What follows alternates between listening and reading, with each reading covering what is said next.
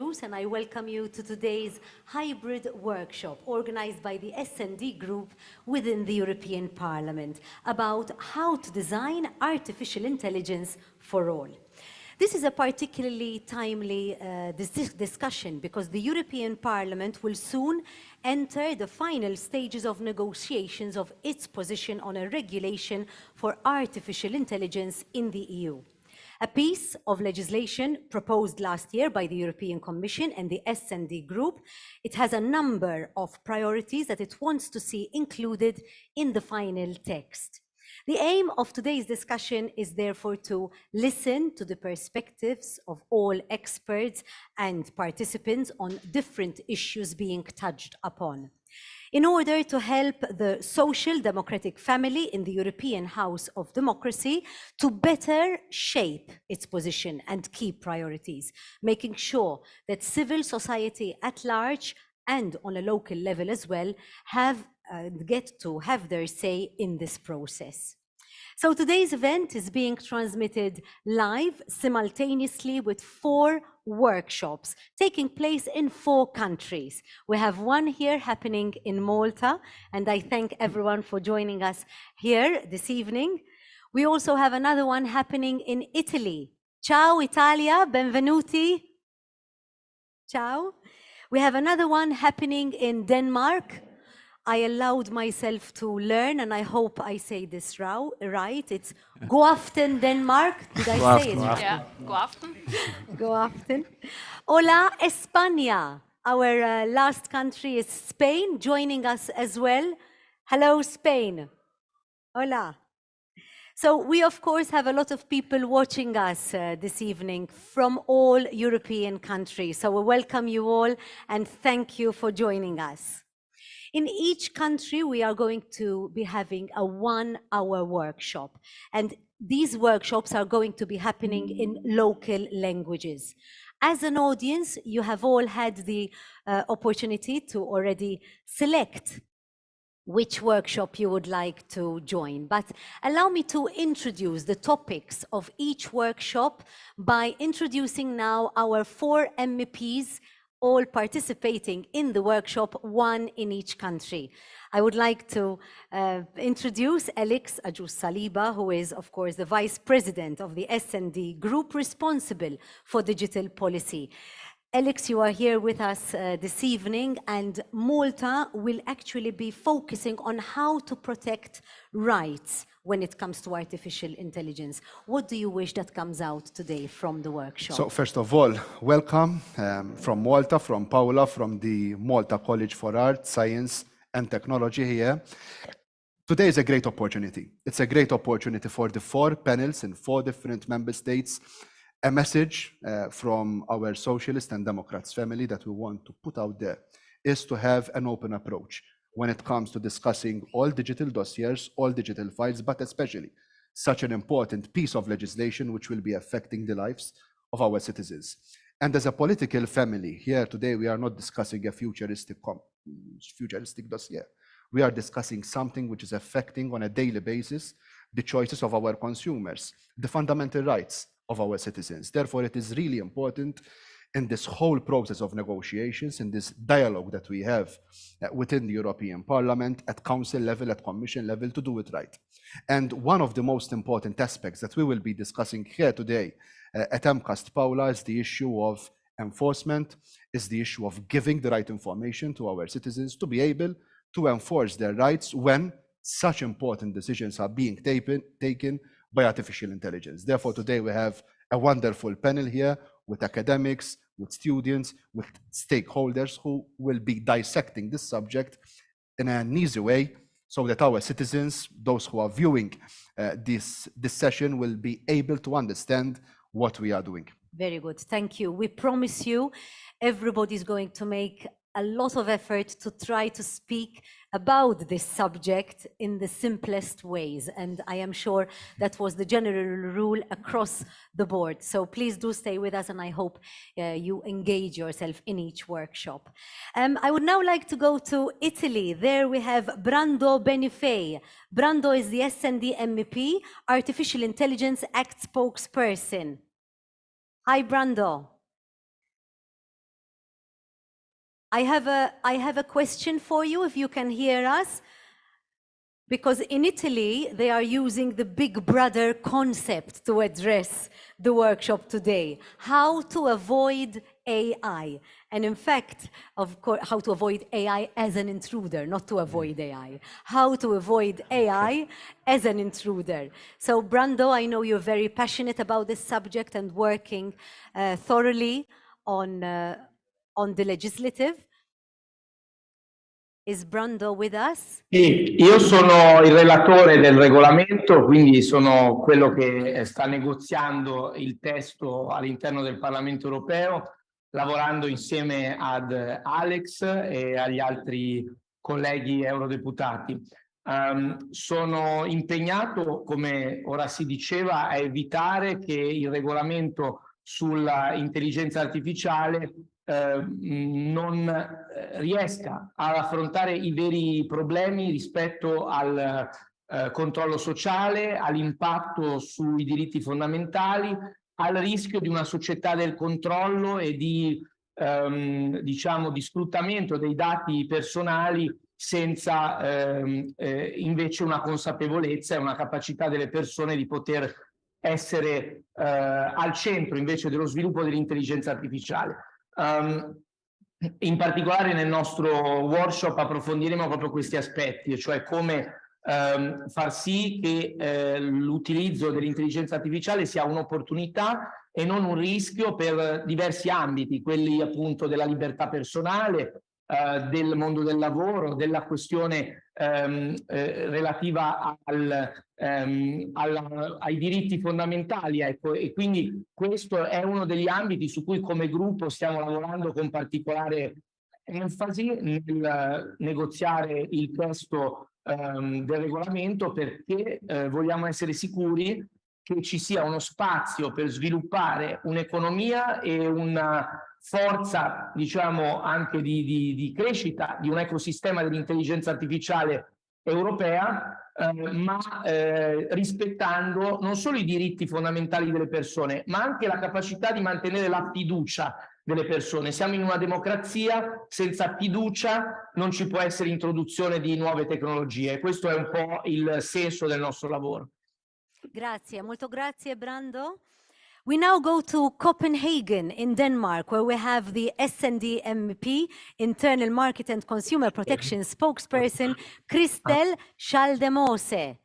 Hello, Christel. Hello, and good evening here from Copenhagen.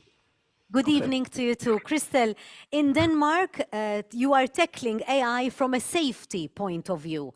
What will you be bringing to the table in your workshop? Well, first and foremost, I would like to say that we are here today hosted by the trade union of the engineers in Denmark, and it's situated in a very beautiful place, but you can't see it because of the darkness. But anyway, what we're going to discuss today is that in the AI proposal from the EU Commission, they made a risk-based approach to AI.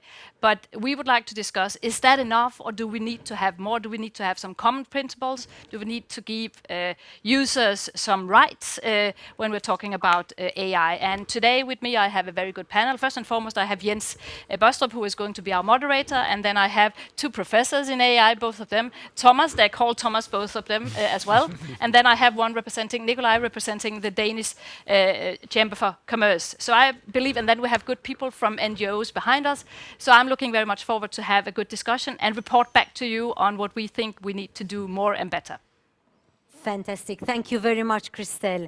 And finally, we go to Leon in Spain. We have MEP Jonas Fernandez, who's understanding, basically the workshop in Spain is understanding AI across the board. And this is what the workshop in Spain will be about, education and understanding of the AI. Jonas, or are you there? Yes, I'm here. Do you hear me? Yes, we hear you. Thank you very much for being with us. And I would like to ask you how and what do you wish to bring out in your workshop today? Okay, perfect. Now, first, thank you so much for the invitation. Good evening. And of course, it's an honor to participate in this multi-location event, to discuss the future and the present of the artificial intelligence. As you may know, the Spanish member who should be here organizing this event indeed in Leon should be Ivan Garcia del Blanco.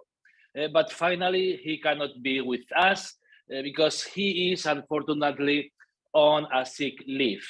So I would like, and I'm sure that all of you wish him a prompt recovery, and we will do our best to conduct the debate in Spain. Most of our panelists are in Leon.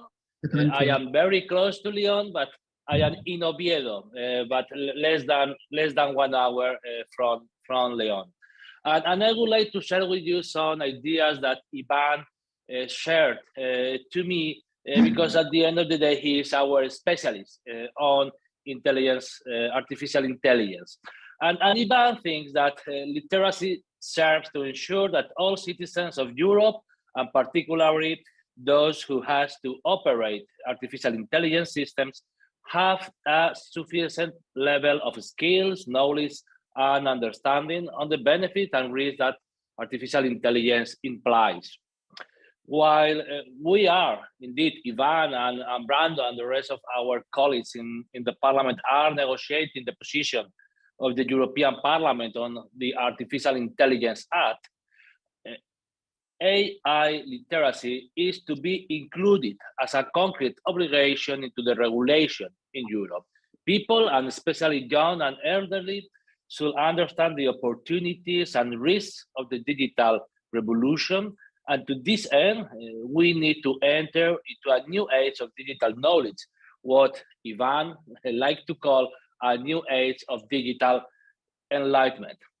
And adequate artificial intelligence literacy is now increasingly necessary for citizens, for all generations to participate in society and benefit from accessible digital services to learn, play, work, and progress in our lives.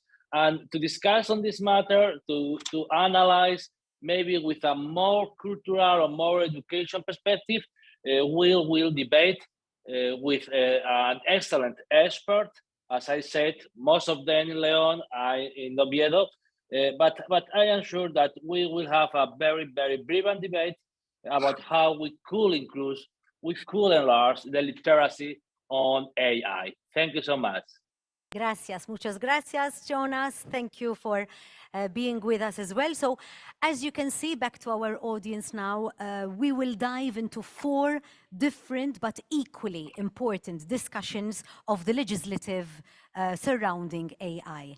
In order to seize its full potential to benefit society, we need to ensure that if ever our rights are compromised or affected, we have enough tools and mechanisms to seek their protection as well as compensation. And this is mainly on these 3 things. That despite the many possible and positive uses of AI, our rights to privacy and protection of personal data must be respected, be it at the workplace, be it when you're looking for a job or walking down the street, or simply even if we're having a bad day. Secondly, that even though not all AI systems may present the same risks or dangers, there should be a common safety net in the EU about how they should be developed in line with our principles and values. And finally, that given the great impact that AI will and is already having in all our lives, not only all those who need to comply with legal requirements about it, but also the rest of us who will live with its use throughout our lives, have a sufficient level of understanding and knowledge about what AI is, how it works, and why it can make such a difference in the quality of our future. And this is what the S&D group in the European Parliament, led by its co-rapporteur, Brando Benifei, is fighting to achieve. Ultimately, it wants to guarantee that in the European Union, we are designing artificial intelligence for all. So before I let you all begin, I would like to say hello to each moderator and introduce them myself. In Malta, we have Alexei, Alexei De Bono, Director and Chief Operating Officer of Idea Group. Alexei, why do you think you were chosen to moderate this panel? What's your relationship with AI? First of all, I've been taught by one of our panelists here, another Alexei. Yes, and that's why I got confused. And I was looking, because we have Alex, Alexei, and Alexei. Exactly. I've been studying AI, I think, for the past 10 years. I run a data science business intelligence company, so it's something really close to my heart and something I love. I think it's really cool what we're discussing here. Finally, we're taking such a powerful tech and making it accessible while still being protected. I think this is the time to establish trust, finally. Very good. Thank you, Alexei. I would now like to go to Italy, where we have the journalist for Italian Tech and Wired Italy, Andrea Signorella. Hello, Andrea. Hi, hi. Hi, Andrea. What about you? What is your relationship with AI, and why are you moderating today's panel? Well, I'm really passionate about artificial intelligence and about the risks that it poses to our society. And it has been a lot of years that I'm covering this subject, so here I am. Thank you. Thank you, Andrea. In Denmark, we have journalist Jens Bostrup. Hello, Jens. Good evening, Claire. Good evening. Good evening. Jens, what about your knowledge and understanding of AI, and what are you trying to achieve in today's workshop? I'm trying to achieve that we can have some concrete suggestions from our panel of experts and the stakeholder, and give that to Crystal, and hopefully she can use that input in the further work. Very good. Thank you, Jens. And finally, another journalist in Spain, we have Javi Vega. Hello, Javi. Tell us a little bit, Javi, tell us a little bit about your knowledge of AI and how you perceive to conduct your workshop today.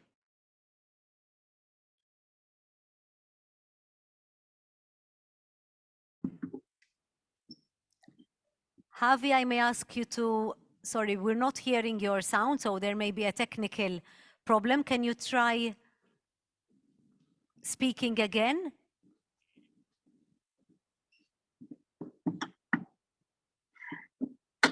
Okay, we cannot currently hear Javi, but that is the moderator of the Spanish panel, which I hope now will get back with its technical issues and conduct the workshop fully. I will leave it all in the good hands of our moderator, and then we will come back in exactly 1 hour at the end of each workshop, where we will then have our final suggestions and what came out of each topic. Claire?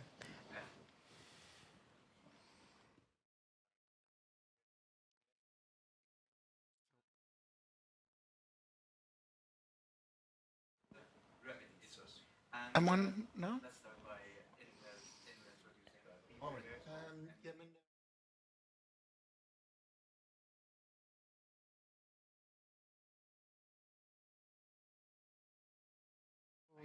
Slukket for de andre der.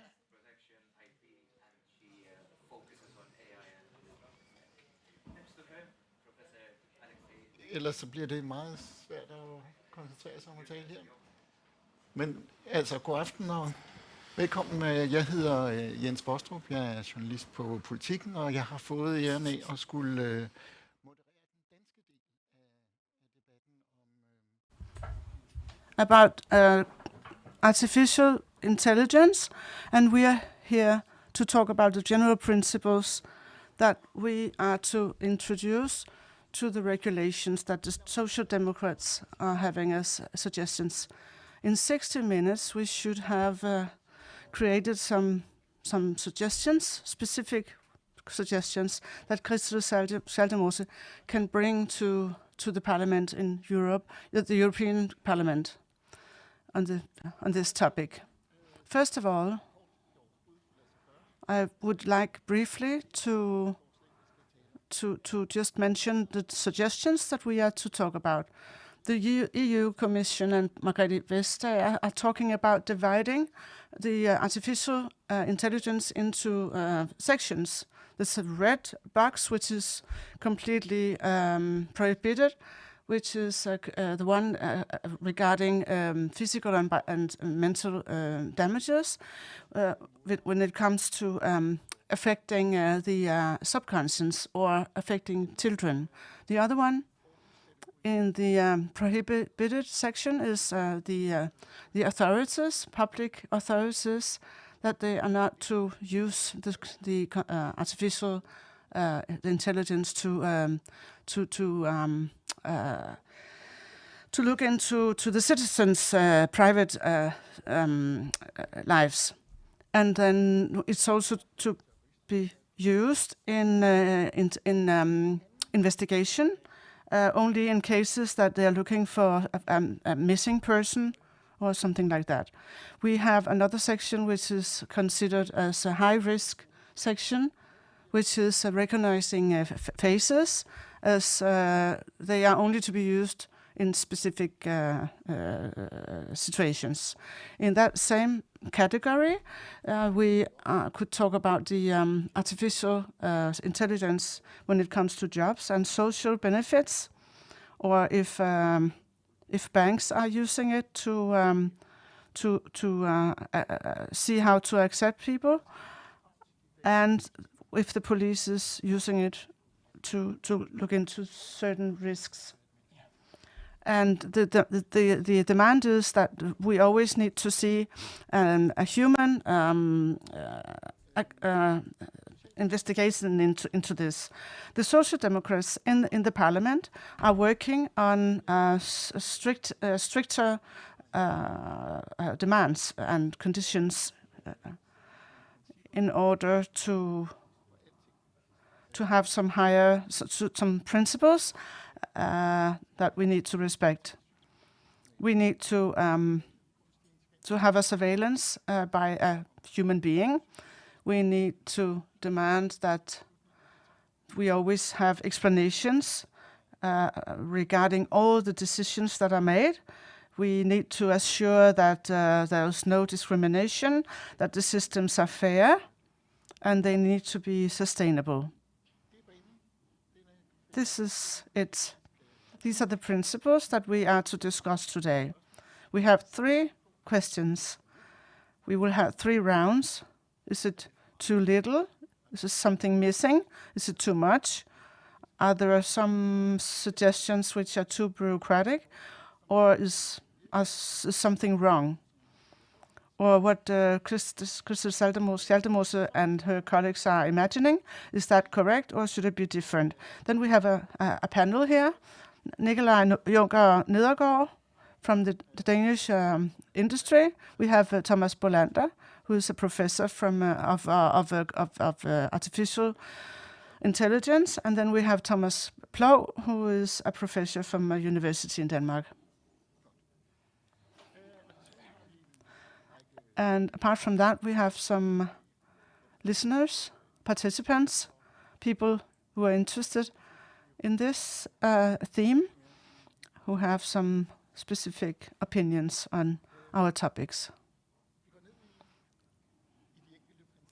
Let's talk about some of the specific principles later on. But I would like to know in general, Nedergaard, the principles are fine. How can we be against it? They should be fair. They should be sustainable. Isn't that good? Yes, it is. If I should give a longer answer, then I would actually disappoint you if you think I'm here to represent the private industry business market. The principles of that, that era is over. We could discuss the principles and how to do. I don't think it's just a good thing. I think it's necessary.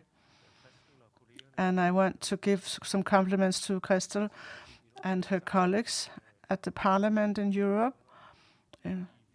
European Parliament that it's obvious for a Danish citizen, but not necessarily everywhere in the world, which means it's really positive to see how they want to develop this agenda, and to see how we can develop some ways to go within the artificial intelligence, which is entering in our society in all different ways. And that we see a good cooperation between Europe and the United States, where we see that there was more and more focus on it. The White House was actually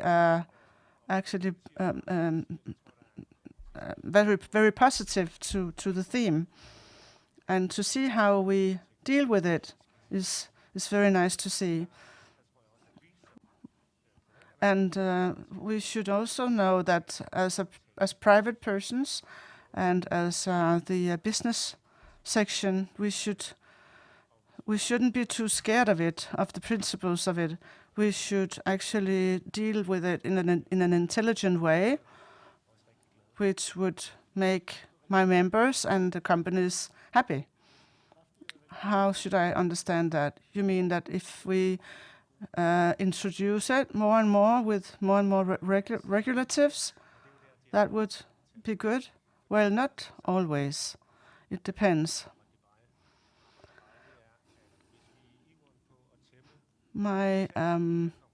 If let's say that we are very eager to introduce it to one of the big industries, and see how they should, and tell them how they should work with it, we would risk, as we've seen it earlier, that we make the life harder for the smaller ones, the small companies trying to start. And if I can use just a few seconds more, if we look into the geographical policy in the world, we see that particularly in the US and China, we see how they invest a lot into it, not as much in other places. And when we see who are the most powerful companies and people, they are from the US and China. I've had a conversation with a former NTO, and we talked about, if you look into Europe and you look at who could be the coming up places, they were very quiet. They didn't know what to mention. So if we regulate in a wrong way, we would risk making life harder for Europe and for securing our safety and our democracy and our development in the time to come. Let's see if we can resolve this topic. Could you mention some examples of some Danish companies who have success with the artificial intelligence? Well, we see that the international huge companies are dominating. We would divide them into the specific smaller companies in different sections. Like if a Danish company would applicate one of the technologies from one of the tech companies, the bigger ones, and use it in a specific issue, then even if no Danish company would be able to compete with the bigger international ones working with artificial intelligence, we see it still as a good business. And as Danish companies, we are looking into how we can find some specific sections or specific ideas or topics. There's like, if you use the Danish emergency system, the emergency calls, there we see it being used and it's actually helpful in order to save lives and so on. There's another one, Budgix. They have developed actually artificial intelligence that helps them analyzing radiology, which is creating a better system, answering, giving results and analyzing the citizens' issues. We have seen X-rays being made daily, and using this, we actually see it improving. And we would like to see Danish companies being able to create that in the future. Bonander, is it actually necessary to talk about whether the artificial intelligence discriminates? Well, why do we introduce rules in the traffic, for instance? That's because people don't necessarily know how to drive. They would drive in the same place, all of them, or they would do different mistakes. So we need to talk about how to work with it. Well, 20 years ago, we were using it like toys, while as today, we use it in the huge industry. And if you use a system like for choosing who to invite for job interviews, then you would see examples where it would discriminate by only inviting men. So we would see some systems that were discriminating. So we have to work on this in order to improve this section. And like Tesla, the Tesla automatic cars would have failures, mistakes as well. They would do accidents with trucks and so on. Why does that happen? And could we make sure that it doesn't happen again? When we have these examples, we need to look into it and see how to do. It's more and more important in our Danish society. We use artificial intelligence when we want to see which citizens are to have help from the municipalities or the state, for instance. And then if the system fails, it could be that a citizen who actually has the right for a certain assistance doesn't get it. So we are actually impressed of how these technologies work, but at the same time we need to know how to regulate and how to deal with it. So these algorithms, for instance, they need to improve. We need to improve them, but we also look into a system which is just an image of the moment. And we can't just invent some rules that to use for the next 20 years, since things are changing all the time.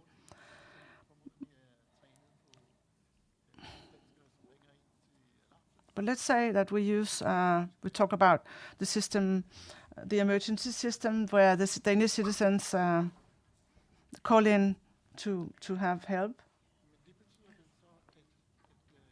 Then the algorithm, would that be less efficient if it's a citizen from, let's say, Somalia or Greenland, for instance? Well, in the principle, yes. But they use a system where they would change the speaking into a text. So, of course, the text will be less perfect if it's not a Danish citizen talking. Just like if Yes, that's part of it. That and that's also the same as the example with the job interview, that in the algorithms, that if you train them to make decisions, or to if you train them in a certain data set, they will make it from this data set. So if they take something that is less representative, then they have less data to work with. So that means that statistically, there's a smaller guarantee that it will make the correct decision. So minorities or people that are underrepresented, they will almost always, mathematically speaking, we cannot guarantee the same precision on them than on all the others. You mentioned the diagnosis with X-rays and so on. There are people that have the heart on the other side, and everything is mirrored. So we've spent a lot of time making sure that when we make a medicinal diagnosis, when we have X-ray photos, and to make sure that they do not get discriminated that way. So. Okay, so if we stay in this topic, if we have a system that treats white Danes a lot better than other people, then that is per definition discriminating, isn't it? As Crystal would, yeah. Our philosophy professor over here is sitting over here, so perhaps he could better define what discrimination is. But at least it's you treat people differently, and we have this example that this type of treating people differently. Twitter also made a system that cut in photos where it only kept the white people in the photo and cut the black people away from the photo, and that's a problem. We all think that it's an amazing.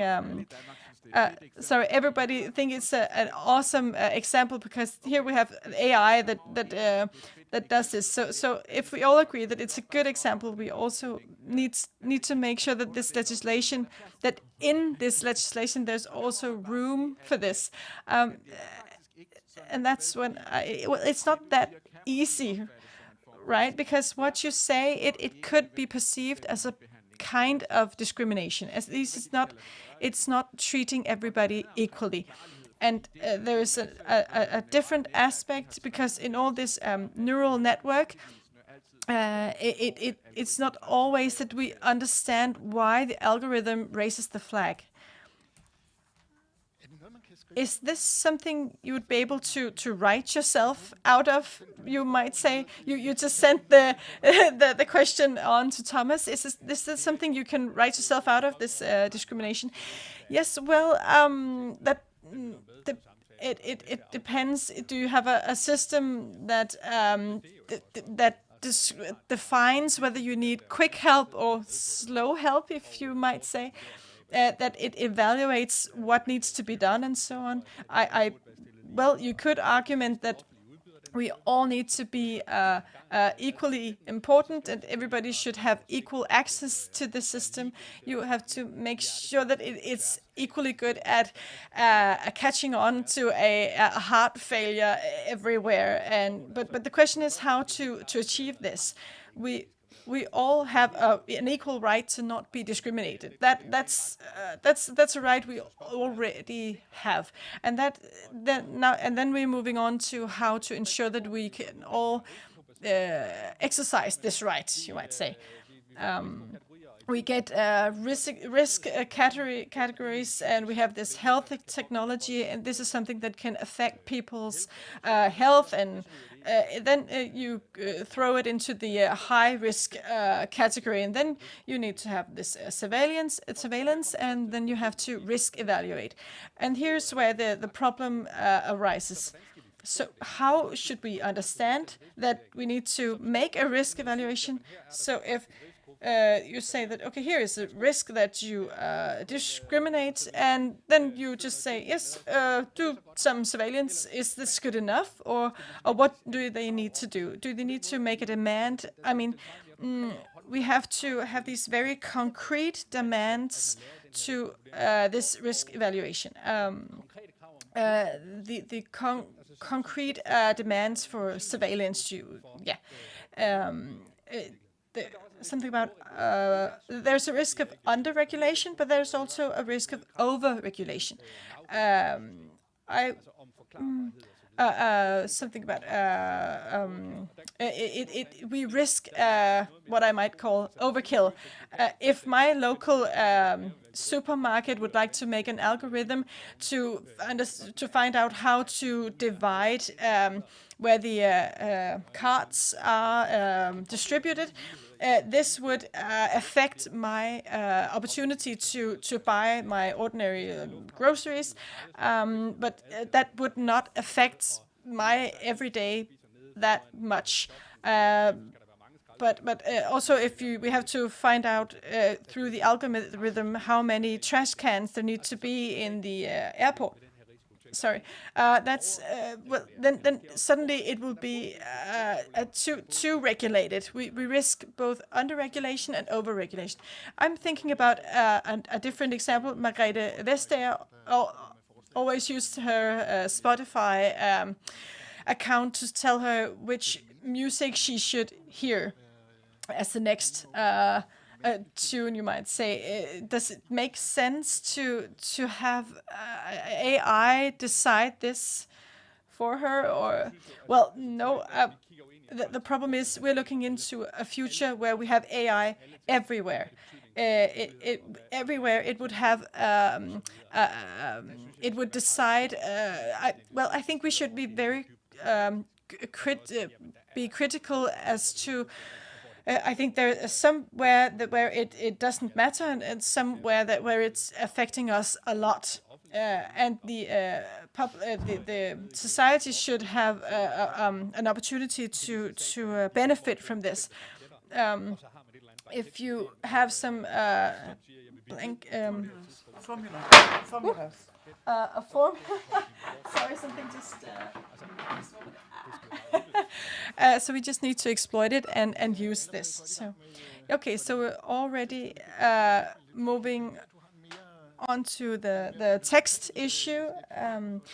Can you tell us about if there is a fundamental skepticism in this regard? Whether to make a surveillance system to what's the issue when we talk about this? Well, if we start in a positive place, surveillance is good, and then we have these experts that are looking into it, and then there are people like me that isn't an expert in this. I'm in a research group at the Copenhagen University, and we're looking into how to make an ethical investigation, and then we send in an application, and then some other people are looking at what do we need to do in order to make an ethical investigation. So I think that so it makes sense. Surveillance? No. Okay, so to make sure that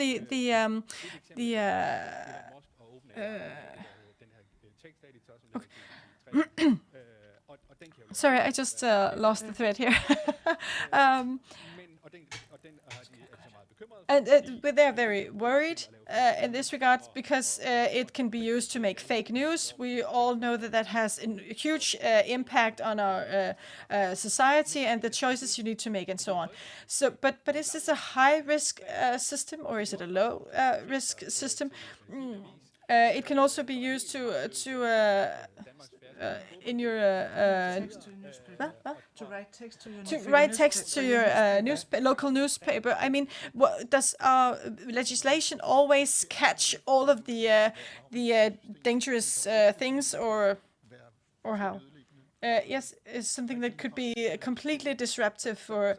Yes, exactly. So there's also a question here about over-regulation, under-regulation.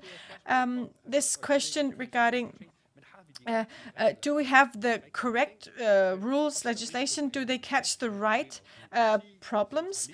We have all this regarding centralism, and the worst problem, I think, is that the ones that it affects ultimately the citizens. They're not a part of the equation.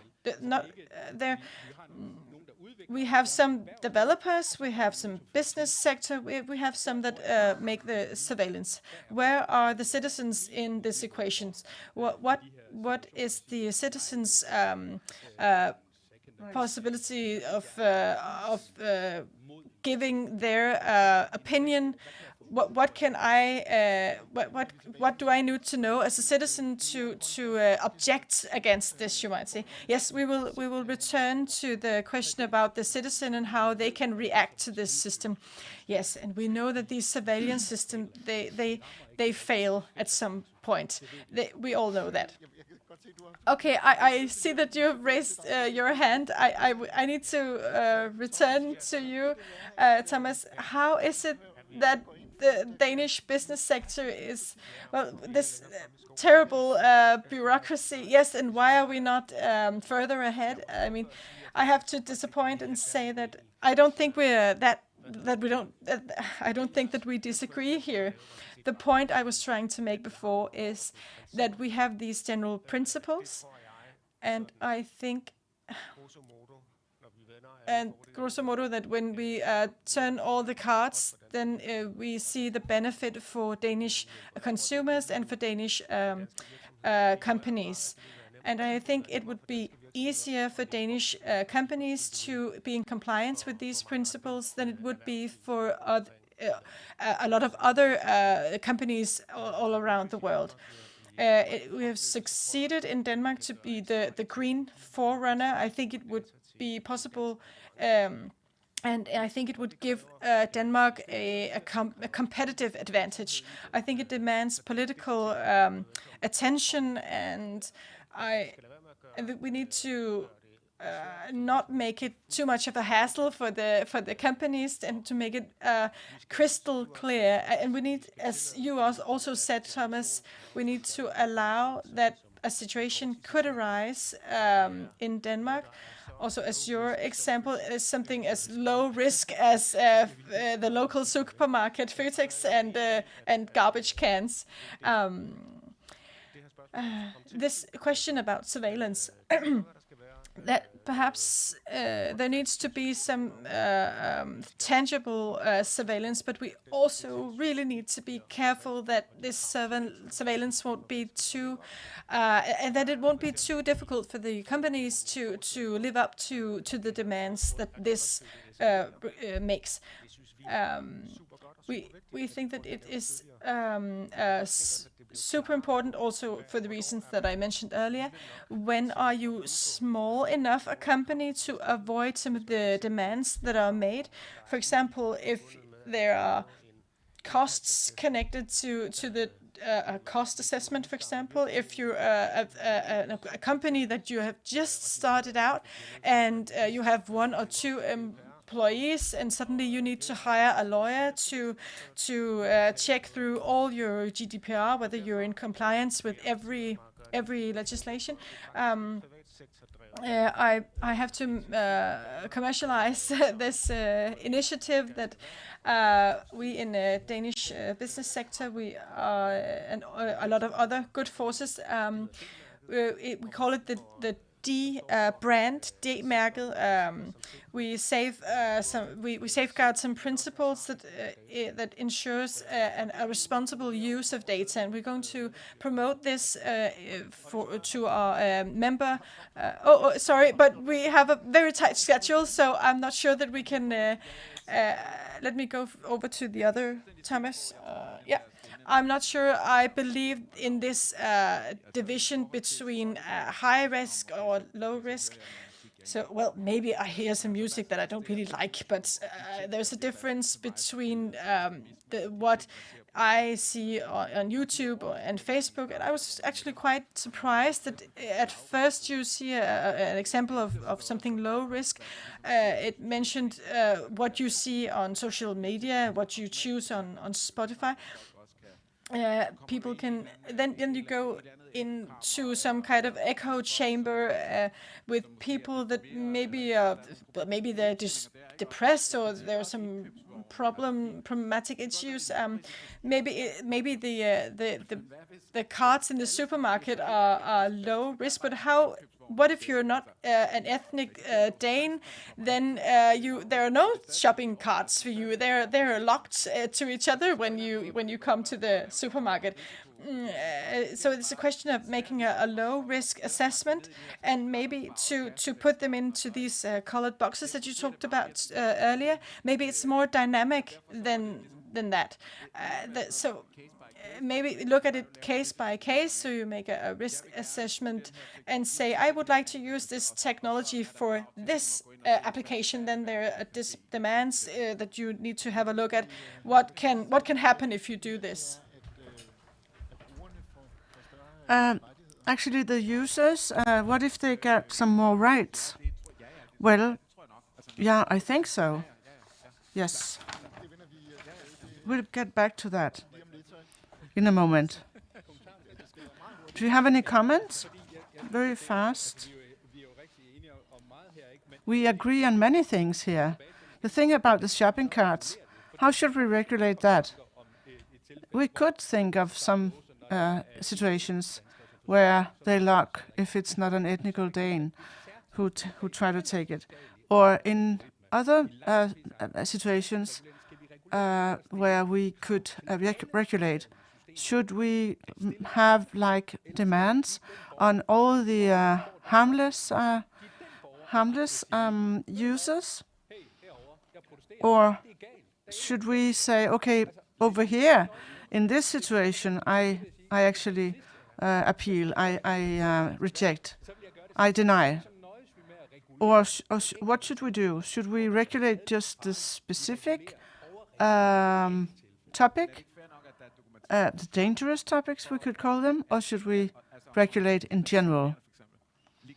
But what if a system is dangerous? No matter if we get to understand that, no matter whether it's a low or high risk field, we need to have a kind of a limit of details.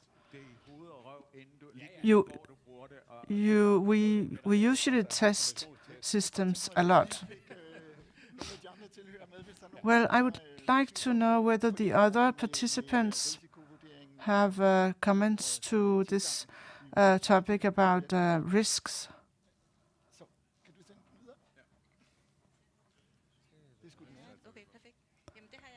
Yeah, I have some comments. I'm from the Institution of Human Rights and our juridical section, so for me it's very exciting to hear about these things. I can hardly sit still of how excited I am about this. So, of course, there are all kind of AI. What interests us, it's in the sections where it has to do with human rights. So, what interests me is if it's something to do with public society benefits, banks, insurance companies, recognizing faces.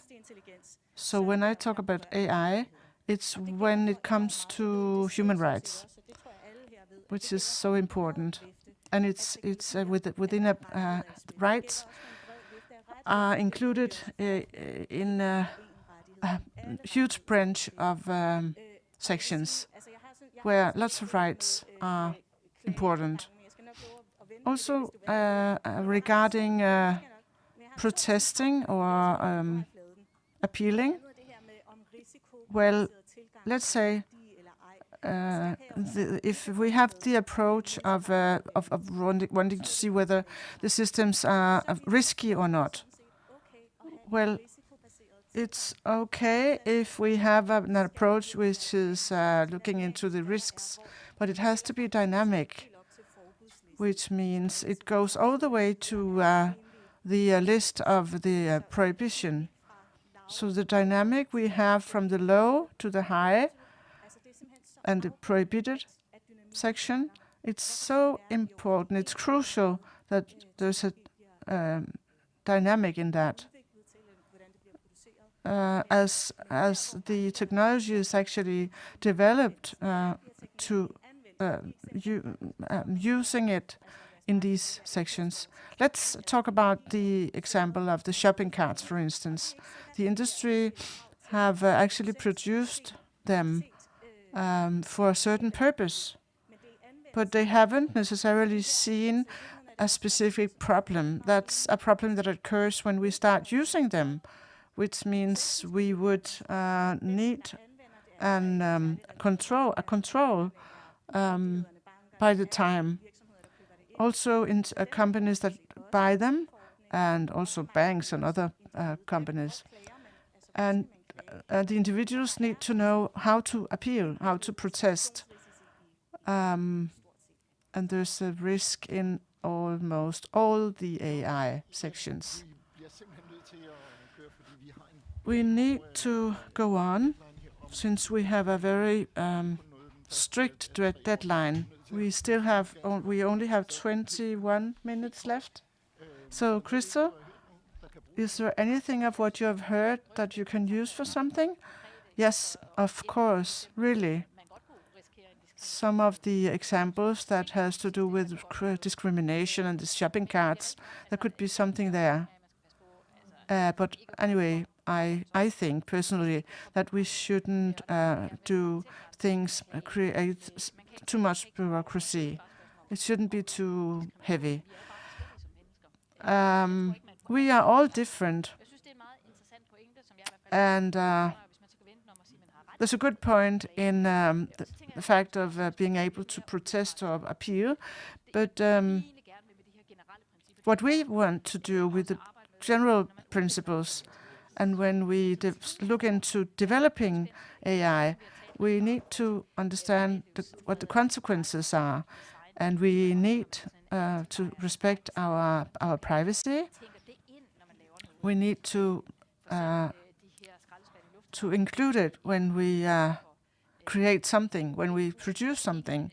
Just like if we talk about these trash cans, for instance, when we produce them and put them up, we don't necessarily, the Danish citizens don't necessarily notice certain things, whereas the Japanese would act differently around these.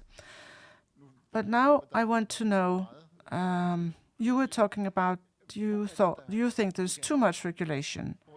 Where do you see that we have less regulations? You would like some more rights? Which ones would you like? Well, the right of discussing things, or we have the right of being informed. We are also we have the right to, when there are important decisions to be made, we have the right to be included.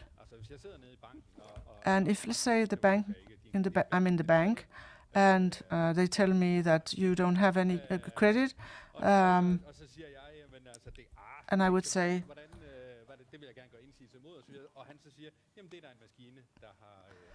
well, I would like to say, if I protest to that, then he would, if he answers, but it's a machine that has done the calculations and found out that you don't have any credit.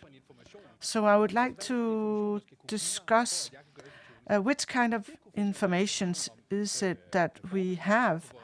How precise are these systems? Which means the technicians who are developing the systems, they would also have to think about which informations we need. Let's say that we test some different systems, across ethnicity.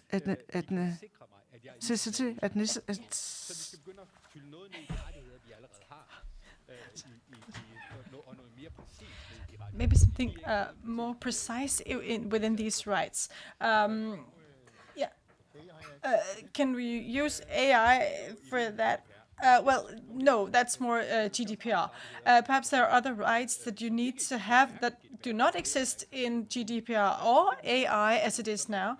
It could be the right to a second opinion. If a doctor has used a decision system, they have some system that makes a correct analysis of me. We can see on your eye nerve or something that you have that I'm a diabetic, and then I say, when you have used an AI system, I would like a second opinion because I would like to be completely sure that this assessment is correct.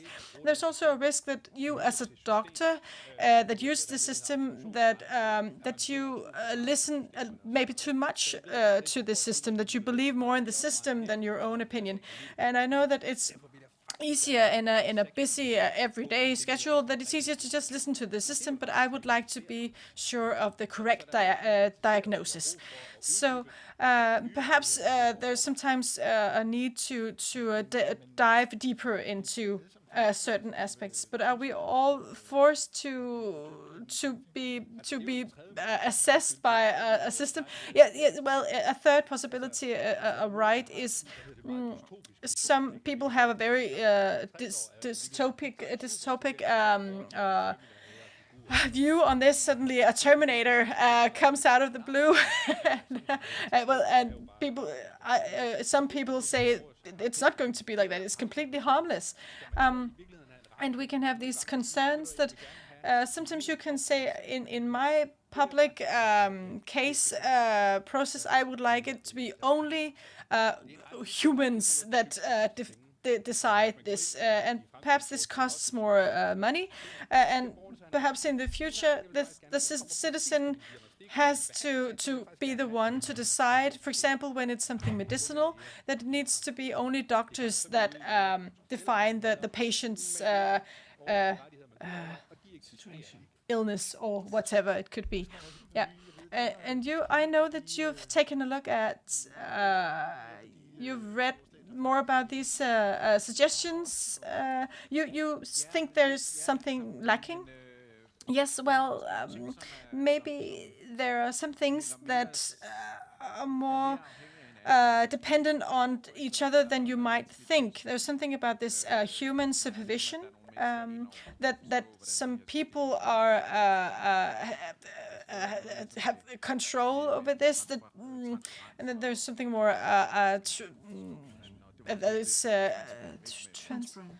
it's transparent, and you also mentioned this about that it's not enough that the algorithm says something. We need to have a way of understanding it, and somehow these things are more connected for me than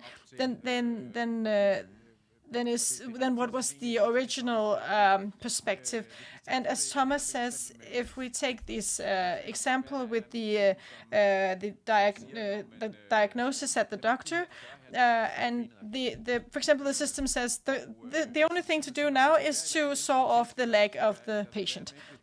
But there has to be a human doctor next to it that he or she says whether this is the correct assessment. So if the system just you cannot give anything meaningful responsibility to that doctor who needs to decide whether to follow this advice or not follow it. So it's closely connected to transparency, and there's a demand for human supervision, and of course they need to understand how these AI systems work and so on. But that's perhaps not enough, because perhaps you could land in a situation where someone doesn't know how it works. You cannot have any meaningful responsibility because the level is of transparency and control is not high enough. But I've understood it as the AI just arrives at a conclusion. It doesn't know why. Yes, but some of it works that way, and that's where we are now as regards to AI. You can train it with with a historic data set, and here it's defined by certain rules, and from these rules you need to find the best possible treatment or the best possible decision. Suddenly we have a situation where you don't have any historic data. Then we do this because it's that part of AI that has boomed a lot, and we say, oh, this is so complex, we cannot make any defined set of rules, and that perhaps that was a bit too fast. So perhaps it's, you might say that it's a bit too naive, because training an algorithm is on the offset a good idea, but you can have a very complex system which we might not understand. When we talk about citizens' rights and how you treat people, there are some rules that perhaps have a discrepancy towards each other.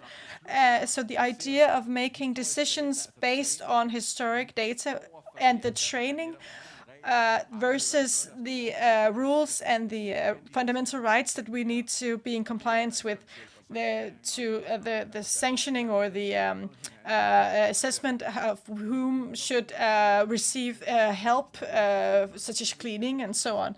Well, these systems that aren't able to explain themselves, those are the ones that boom, and those are the ones that work best. So, yes, often we are in places where it's. Let's go back to the example with the heart failure. So where does Corti make sense? In the situations where the doctor that answers the phone, there's a human oversight on that doctor's part, and perhaps they haven't seen the discrepancies in the something is said in the phone that makes the doctor think, okay, there's something about the breathing, so it doesn't have anything to do with a heart attack. But the machine can see, the algorithm can see that it's a heart attack due to all the other things that have been said in the phone. So that's why it's very difficult to make rules based on this, and that's why we need to have them. Okay, just to make this crystal clear, to make the dilemma clear. So if you hear the demands as that you need, that the algorithm needs to be able to explain itself. Yes, in worst case scenario, there's a dilemma, and that's where you would like a technology en ringere technology. Less efficient. Yeah, a less efficient technology. Oh, I'm not sure that's what I said. But now Thomas talks about false and positive and false negatives and so on. And there's a difference between sending too many ambulances and sawing off a person's leg because the AI says that it's the correct thing to do. So what can go wrong as a minimum, and take a look at that situation and see that, well, there are some situations that in this application you can use this system because it doesn't make it worse for some people, but it makes it better for me, you might say. Okay, so can you very quickly say, I know that you've researched the same dilemma between performance and explainability, you might say. Yes, it's a genuine dilemma. In this situation, I would, for example, as regards medicinal products. We don't know exactly how medicine works. We can test it on a small population. We can test it on a large population, varied population, on several parameters. And we can see how big side effects that you experience.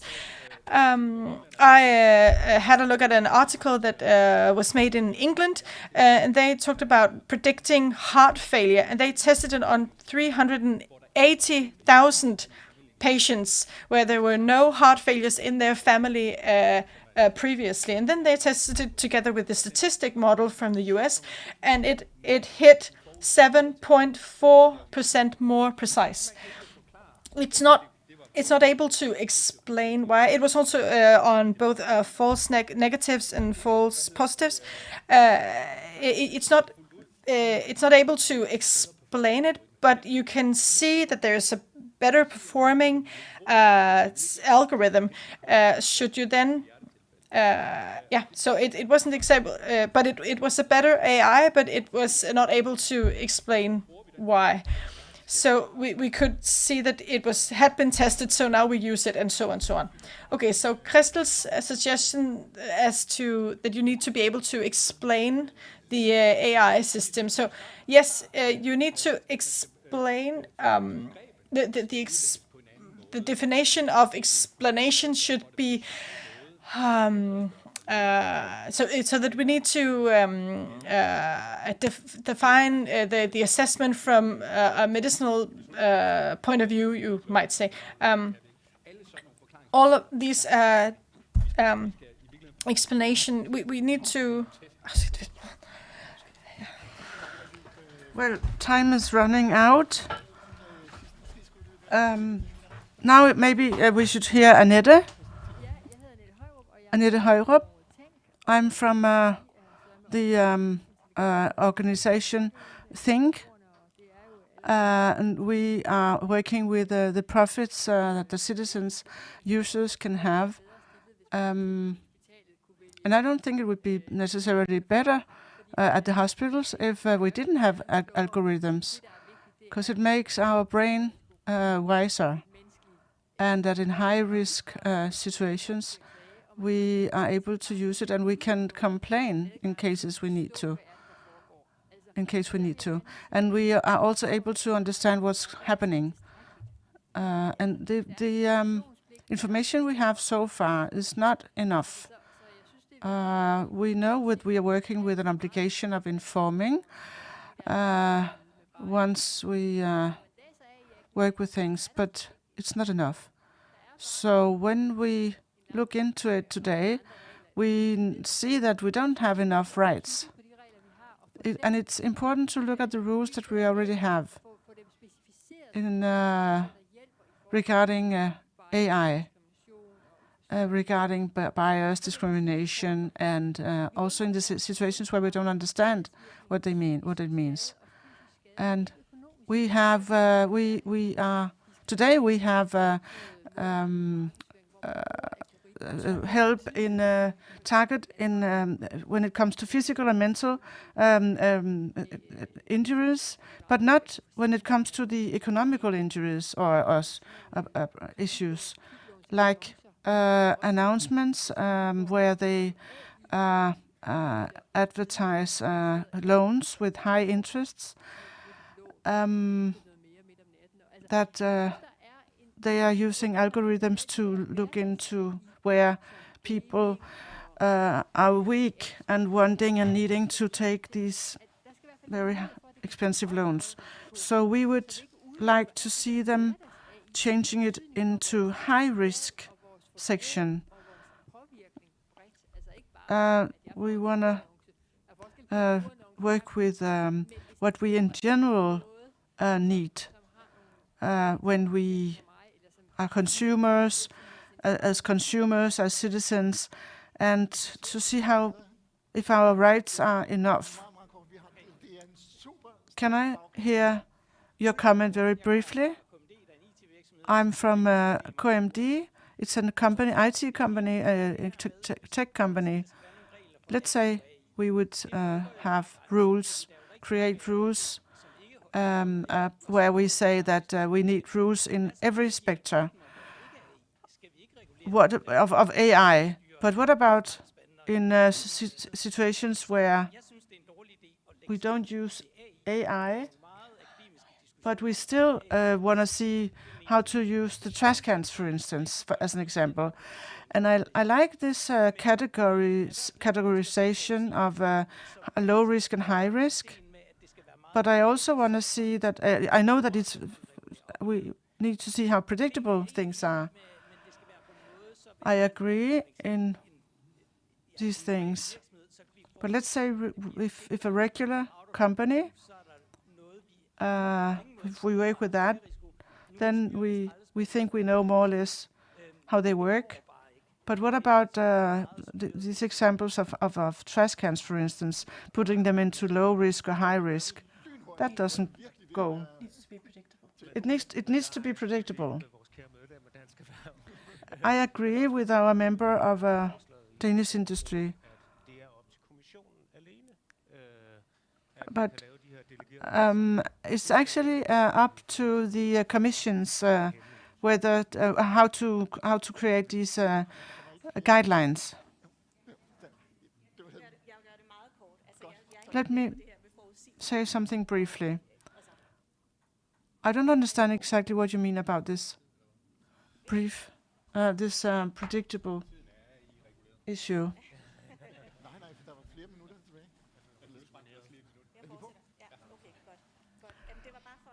Just to assume, I think this is really a discussion of rights. And also this thing about, it's good points about how it demands a close cooperation between the section who produce these things and also the side of the consumer, either whether it's the bank or the authorities that we as consumers are cooperating with. And then how are we to understand algorithms? How much do we understand using algorithms? If we're talking a section where the citizen has a need of understanding how things work, it could also be a company within the section of complaints. If it's necessary in order to assure the human rights, then that would be a demand we have.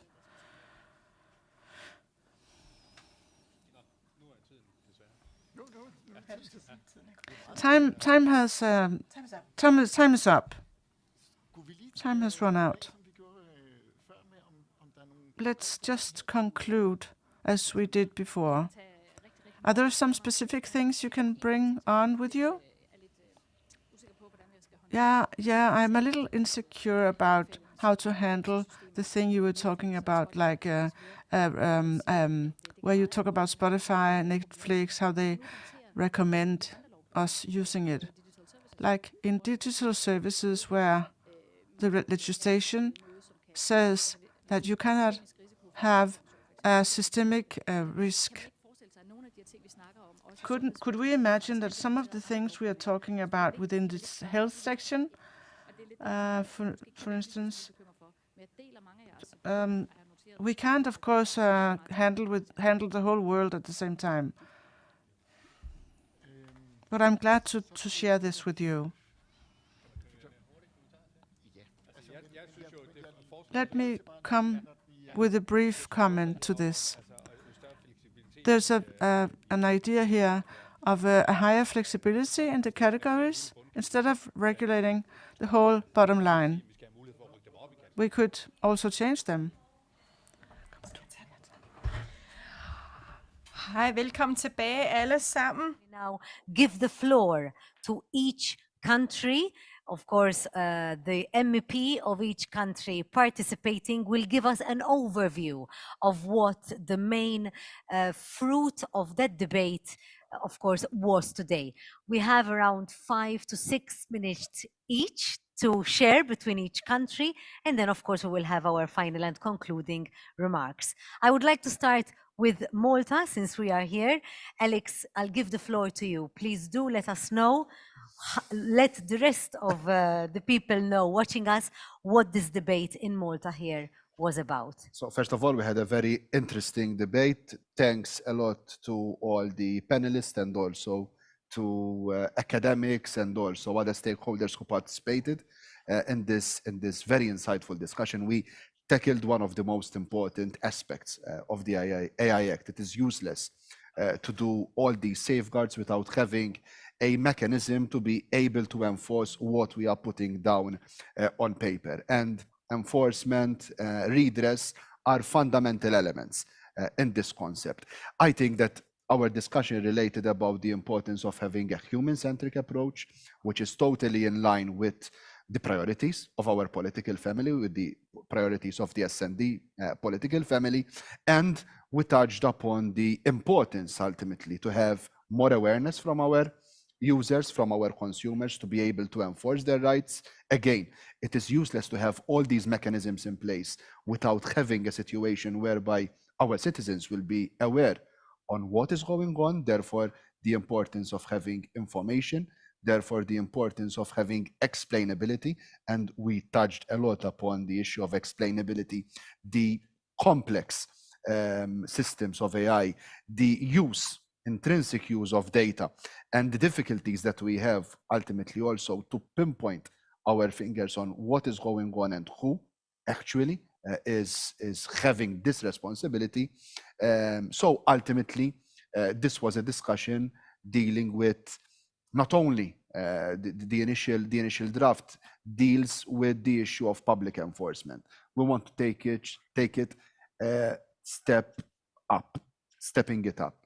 Also to give more tools for our citizens, for our users, for our consumers to be able ultimately to enforce these rights that we have in this AI Act. Again, I want to thank all the panelists. I think it was a very informative discussion, and we try to dissect as much as possible this very complex piece of legislation. Now, I believe we are in the 10th, 11th draft.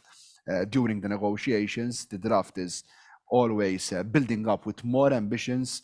And I would also like to thank all my colleagues. Some of them are here leading other panels. Brando Benefei, who is our co-rapporteur in the Internal Market Committee, our shadow rapporteur in the LIBE committee, and also Crystal Schaldemose, who worked on another piece of legislation as rapporteur, the Digital Markets Act, which is also working in tandem, will be working in tandem with the AI Act ultimately to create a safer ecosystem, a more transparent ecosystem for our consumers, for our users, ultimately, because we want that our users and consumers have more trust in the system. And we believe that if we give all these tools to our citizens, to our users and consumers, the trust will be bigger in AI systems which are conditioning our lives. Thank you very much, Alex. I move to Italy now, and I invite Brando to share with us the fruit, the conclusions of the debate which you had in Italy. Brando? Yes. Yes, thank you. We had a very good discussion about the risks and opportunities of AI, especially looking at the need for procedures that can involve citizens, that can give them trust in the system. And also we reflected on the frame around AI, what it means, what is the kind of discussion that we are having. We have delved into some details of the negotiations we are doing about the fundamental rights impact assessment, the prohibitions on some part of the emotional recognition, the predictive policing, the biometric recognition for surveillance purposes. So we have looked at how we are trying to protect our citizens, how to avoid unnecessary risks, and we have concluded that we need people to be able to say what they really want. The technology should not be imposed, but it should be something that is part of the choice in a democratic context. Thank you, Brando. So you left from the AI being the intruder, the grande fratello to amici. Correct? Kind of, yes. We know we watch a lot of Italian television, so of course for us, amici is friends. We want AI to be our friend. Thank you, Brando. Thank you very, very much. I now move to Denmark. Christel, how has your debate been, Christel? Well, the debate was really, really good, and I have taken a lot of notes, and I can already tell Alex and Brando that we still have some work to do until we have made this AI Act perfect. So, but let me try to come up with a couple of things we discussed. First and foremost, we have this risk-based approach from the AI proposal from the Commission. And we discussed, is that really necessary to have that in all? For instance, if you use algorithms in the airport to place bins, to do it in the right manner, is that a real risk? Should we even use our common principles? Does that really make sense for something that is not, or apparently not, is dangerous? So we discussed that, but we also discussed how can we avoid bias in many of the systems. We had a lot of very, very good examples on concrete how we already today use AI. For instance, we have a very famous example in Denmark when you call 112. They use algorithms to help the doctor to come up with a diagnosis, and that is a very good example of where it works. But how can we make sure that it is not going to be overburdened? We also talked about this, about explainability. How can we make that work in a good manner? Sometimes the professors told me that we cannot always explain the algorithm in a good manner, but it works. So what if we do it like when we work with medicine, where we don't actually always know why this medicine works, but we know from clinical research that it does work without too many side effects. Maybe if that's the same on AI, couldn't we live with that? But on the other hand, we also think that it is very important that we have right to complain. Where do we do that? So we have had a lot of good examples, and we still need to do more to make sure that it works. But we also talked about that we need to be cautious about putting too many rules and regulations into this proposal, because it needs to be workable as well. So bureaucracy, no thanks. But on the other hand, we also know that we need to be able to go back and look what worked and what didn't work, and learn from that. But we are only in the beginning of this. Yeah, well, there were, in fact, also a very good example on why don't we talk more about how we use AI in the everyday life. The financial, the insurance sector, etc. So we need to look into that as well. So we still have some work to do, but it was very inspiring, and I have learned a lot. And if I should have one sentence to conclude, is that it is extremely complex. Yes, yes, it's true. I think, thank you, Christel. That was something that came across here. And probably Jonas, who were addressing their workshop on the education aspect of AI, can enlighten us with some of the things that came up in the workshop. Of course, this education is something that is going to have to be implemented across all countries. But please, Jonas, do let us know how the debate went in your country. Hello, good evening again. And maybe the word that you said, enlightenment, I think that it represents the debate that we had. I would like to congratulate, of course, Lucia, Victoria, Violeta, and Javi. The debate was really, really inspired, really, really interesting. And I think that at least I learned so much on this matter, because as you know, Ivan has to be here today in the debate. And if the word is enlargement, I would like to go back to a sentence that I always listen to Ivan, because Ivan always say that we are entering in a new age of digital enlightenment. And I think that maybe these four words could represent the risk and the opportunity that we face with the evolution of the AI.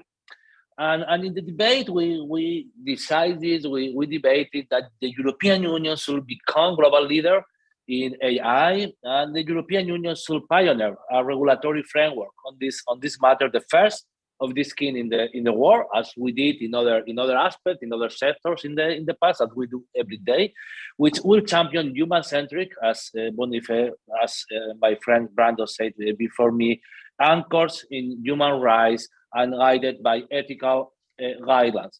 So we want an IA that will be for the common good and will serve the people and the society as a whole. Europe must promote international standards based on the respect of human rights, democracy, the rule of law, and in line with the principles of human oversight, fairness, accountability, and transparency.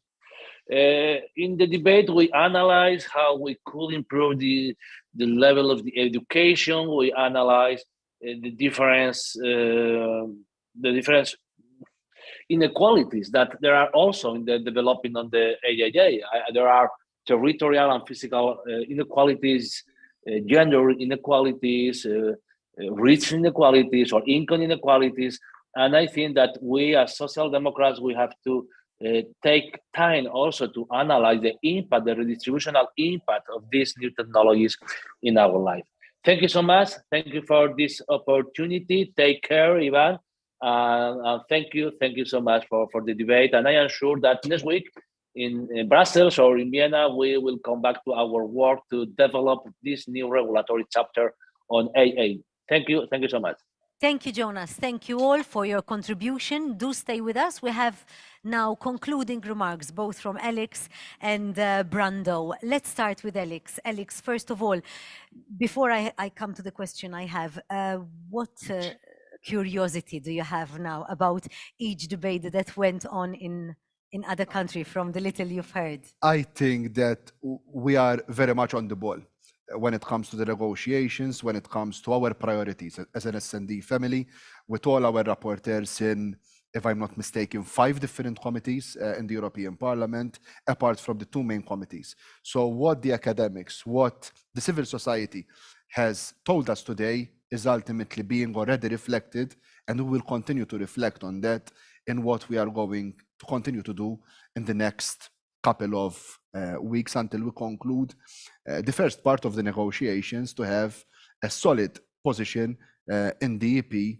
ultimately a position which will work not in favor of big tech companies, but will be working in favor of our citizens and our consumers. So these discussions are of utmost importance for us, because it's always a learning curve to have an open door policy. Yes. And this is our political family. It's a political family of an open door policy, to continue to listen, to learn, to get the feedback from our citizens, to implement it in European Union legislation, which is novel legislation, not only at EU level, but also at an international level. Thank you. How do you see the impact of the Social Democrats in the European Parliament when it comes to this piece of legislation? And also, what have you been doing in order to coordinate this common approach amongst other members? So first of all, this is a very exciting time for us as an S&D political family, especially when it comes to the digital portfolios. Next week in Vienna, in our external group meeting, we will be approving our revised S&D digital policy paper, a 45-pager, which is, let's put it like that, our Bible when it comes to digital policy, touching from cybersecurity, touching to the AI Act. We have a whole chapter dealing with AI, touching upon data and all the aspects that we are dealing in right now at an EU level, and also our ambition of what we want to see during this legislature and also in the next legislatures.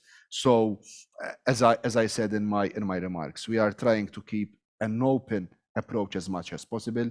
As an S&D political family, we are leaders when it comes to the biggest digital pieces of legislations. We were leaders in the Digital Services Act, in the Digital Markets Act. When it came to the GDPR, we introduced a number of concepts. We were leaders when it came to other pieces of legislation which are bringing a change in people's lives, such as the universal charger. And we will continue to do so. And we can continue to do so by maintaining this open approach, by listening, by continuing to increase our outreach, not only remaining in the Brussels bubble, but going directly as we are doing today in each and every member state. But before I conclude, I would like to thank the S&D Secretariat, our staff in the digital Europe working group, our communications team. This is a first also for our political family, whereby we have an activity like this, which is connected at the same time with 4 discussions taking place in 4 different member states. I think, and I believe that this will not be the first, that this will only be the first. We will be having a lot more of these events to engage as much as possible in an open way with our citizens, with our stakeholders, with experts at member state level to bring it right. Because when it comes to digital, we have big responsibility on our shoulders, not just to regulate, not just to move forward legislation, but to do it in the right way, to do it in a way that will strengthen our values and ultimately protect our citizens. Very good. Thank you, Alex. I move to Brando in Italy. Brando, in particular to you, what are the next steps? And are you confident that your political group will be successful in getting these priorities across the finish line? Yes, I am, I would say, cautiously optimistic because I see that the negotiations in the parliament are going well. We see that the parliament is mostly united in many of the crucial aspects. In fact, one topic that was discussed more in the Malta seminar, the one about the governance, is one of the topics where there are more differences in the approaches of the parliamentarians. But globally, I would say the parliament is quite united in defending a human-centric approach to AI. My worry is more the negotiation with the council, because I see the different approach when we look at the personal freedoms, at the use of these instruments for social control. So we will need to be very strong, with a strong lead by our group when we will negotiate in the next months. I am optimistic that we can get a good result that can be useful for all European citizens. Thank you very much, Brando. I think that brings us to the conclusion of today. One final question that I have. If today there were participants out there being engaged like I was, I'm not directly involved, but it was extremely interesting to hear all of you talk, and I would love for all this to be simplified in a way that I can understand it. And when my 6-year-old comes to me and tells me, "Ma, the phone brought up something that I was talking about," just like you said, I know what to answer him and how he can feel protected, that this is the way forward. So I would like to see how we can continue being engaged in what's going on at a European level through what groups or contacts that I can refer to.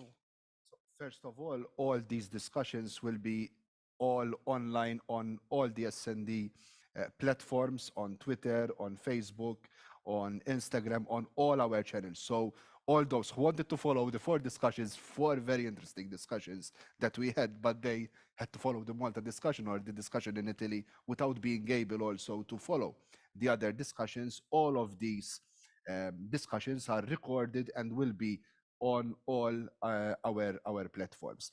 We are a very open political group. Our channels, online channels, are very active. We are pushing forward a lot of material and also explaining in non-technical terms what are we doing with these very complex pieces of legislation, so that our citizens can better understand what we are doing. But ultimately, they can ask us all the questions that they want. Our channels are always open. Our MEPs are always replying and interacting with our citizens. So feel free, if you have any questions, our channels are there. First of all, like, follow all our channels, and you can also ask and interact directly with our members. Thank you very much, Alex. Thank you to all the panelists. Alexei for moderating such an interesting panel, and of course the audience for being here.